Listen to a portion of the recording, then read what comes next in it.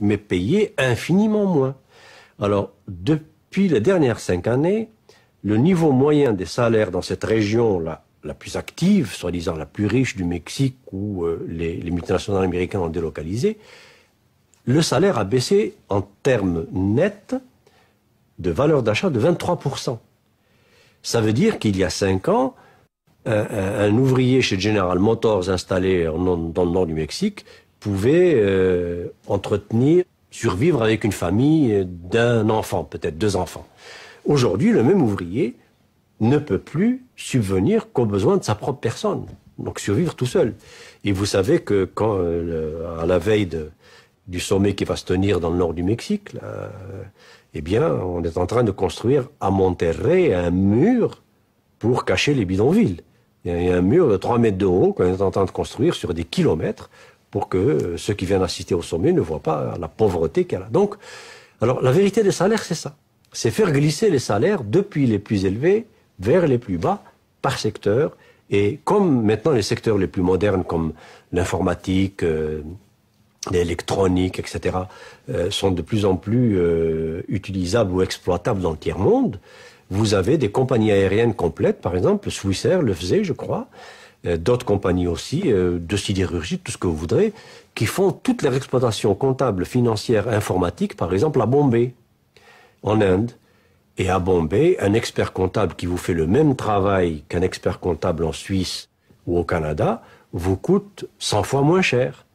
Un informaticien qui vous fait les mêmes programmes d'exploitation de vos avions vous coûte 200 fois moins cher. Donc, et ainsi de suite. Alors, c'est ça qu'on appelle la vérité des salaires. Mais moi, ce qui m'ennuie dans tout ça, c'est que toutes ces mesures, quand on les combine, rappelons-nous, depuis la dévaluation, les exportations, le paiement des services de la dette, les privatisations, rétrécissement du budget de l'État, qui est obligé de licencier, donc de fabriquer plus de chômeurs, etc. Toutes ces mesures combinées avec vérité des prix et vérité des salaires, eh bien, on en arrive à la situation dans laquelle on est aujourd'hui. C'est-à-dire que les pays riches sont infiniment plus riches et les pays pauvres sont infiniment plus pauvres. Et moi, je vois avec effarement la Banque mondiale et le Fonds monétaire international essayer de faire encore en Argentine ce qui a précisément massacré l'économie de l'Argentine. Alors, c'est comme si on ne tirait aucune leçon de l'histoire. Alors, pourquoi ne tire-t-on aucune leçon? C'est pas pour rien.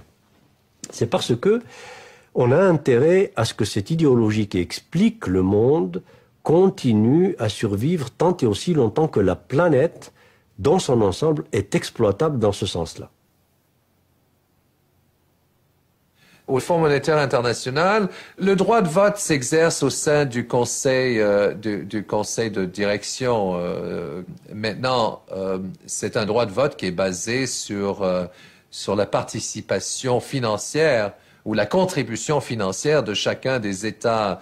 En fait, c'est les actionnaires du Fonds monétaire international. Et la même chose pour la Banque mondiale. C'est pas comme aux Nations unies. Alors, les principaux actionnaires du Fonds monétaire international, c'est bien sûr les États-Unis, l'Allemagne, le Japon, la Grande-Bretagne, la France, etc. Mais en fin de compte, ça, c'est un aspect parce que en dessous de cette représentation politique au sein d'une organisation intergouvernementale, il y a d'autres enjeux. C'est les couloirs, c'est le trafic d'influence qui se fait entre Wall Street d'une part et Washington d'autre part. C'est les liens entre le Fonds monétaire et les think tanks, le Heritage Foundation, le Brookings Institute, le Trésor américain est impliqué également, la US Federal Reserve, etc.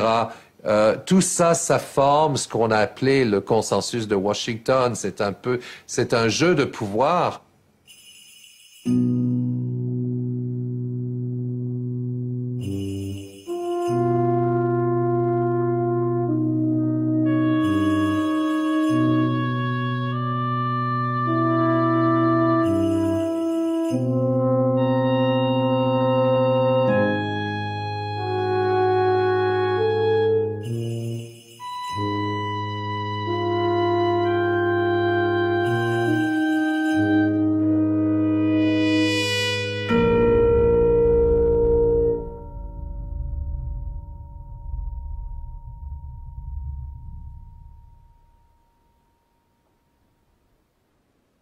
Après la guerre, il y avait naturellement la création du Fonds monétaire international et de la Banque mondiale. Et dans l'esprit de John Maynard Keynes, qui était l'architecte de ces deux institutions, il fallait un troisième larron, une troisième organisation qui aurait été l'Organisation internationale du commerce. Ça n'a pas marché. Les Américains n'en ont pas voulu.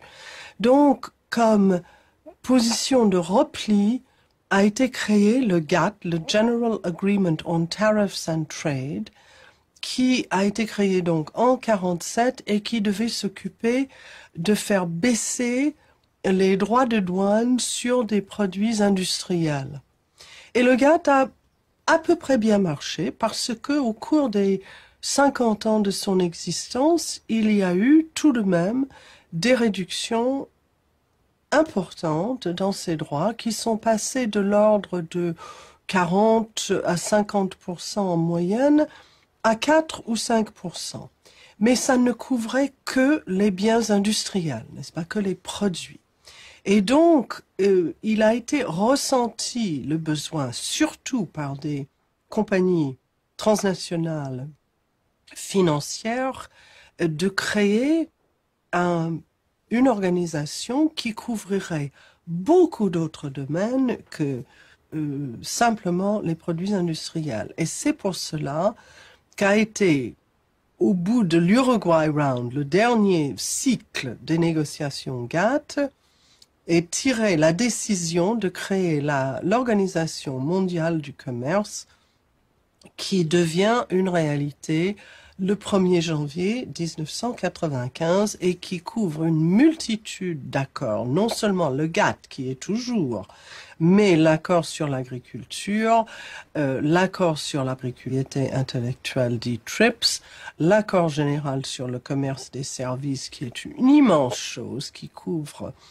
11 grands domaines et 160 sous-domaines, si bien que toutes les activités humaines s'y trouvent couvertes par les règles du GATT, jusqu'à l'éducation, la santé, la culture et l'environnement. Et puis, il y a d'autres accords techniques qui semblent techniques en tout cas, mais qui sont en fait extrêmement politiques, qui sont l'accord sur les barrières techniques au commerce, sur les mesures sanitaires et phytosanitaires qui sont des accords sur les normes que les différents membres, c'est-à-dire les États, peuvent mettre en place et qui déclarent qu'un certain nombre des normes sont en fait des barrières techniques au commerce.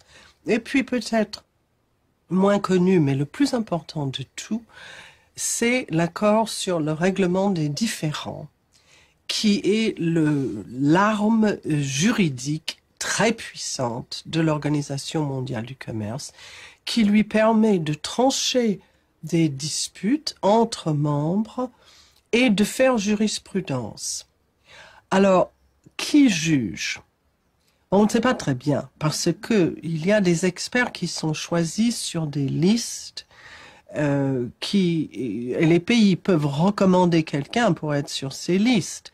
Ce sont des gens privés en général, des avocats du commerce ou parfois d'anciennes officielles de commerce, mais on ne connaît pas leur nom. Ils se réunissent en secret, généralement à 3. Ils décident assez vite. Il y a aussi une possibilité d'appel, mais l'appel c'est dans les mêmes conditions, c'est un nouveau panel et ça décide en secret. Ce qui est important de comprendre avec l'ORD, avec cet organe de règlement des différends, c'est qu'il est à la fois le législateur, le juriste et l'exécutif, parce que il décide et il établit une jurisprudence. Il se met au-dessus de toutes les lois qui ont été passées par les législatures individuelles des pays, mais aussi au-dessus du droit international qu'on a établi péniblement depuis 50 ans.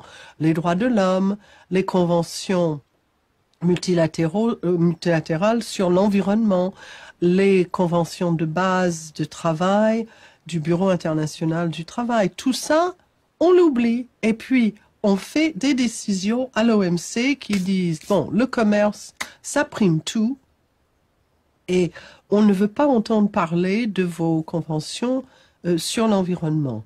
Et puis, il est exécutif parce qu'il a le pouvoir d'imposer des sanctions. Et quand un pays n'est pas d'accord avec son jugement, on lui dit très bien, vous ne mettez pas votre législation en conformité avec ce que nous avons décidé, mais vous payez. Et vous payez chaque année.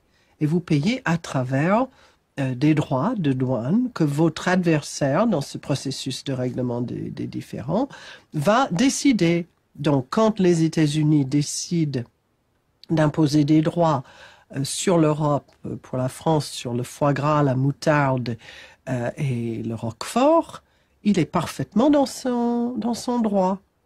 Et ça coûte cher, et peu de pays peuvent soutenir cette ponction chaque année. À l'OMC, il y a différentes négociations qui se passent en même temps. Un pays qui n'a déjà pas d'ambassadeur à Genève ou qui partage un ambassadeur avec plusieurs autres pays, ce qui est le cas pour les Africains et pour beaucoup de petits micro-États. Ils sont dans l'impossibilité de suivre les négociations.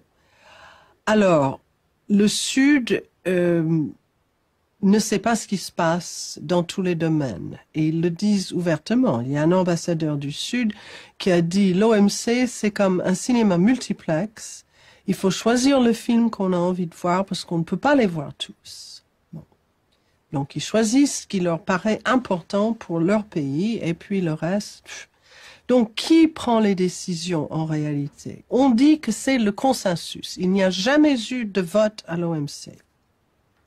Et l'ambassadeur des États-Unis a dit que le vote serait un très mauvais précédent. Donc, on voit ce qu'il en est pour la démocratie. Mais en réalité, c'est le Quad. Le Quad, c'est les 4 pays, Canada, États-Unis, Europe, Union européenne et Japon, qui se voient tout le temps, qui ont un personnel nombreux auprès de l'OMC et qui arrivent, eux, à leur consensus et puis qui retournent devant l'Assemblée plénière et qui disent « Bon, vous êtes d'accord, n'est-ce pas ?»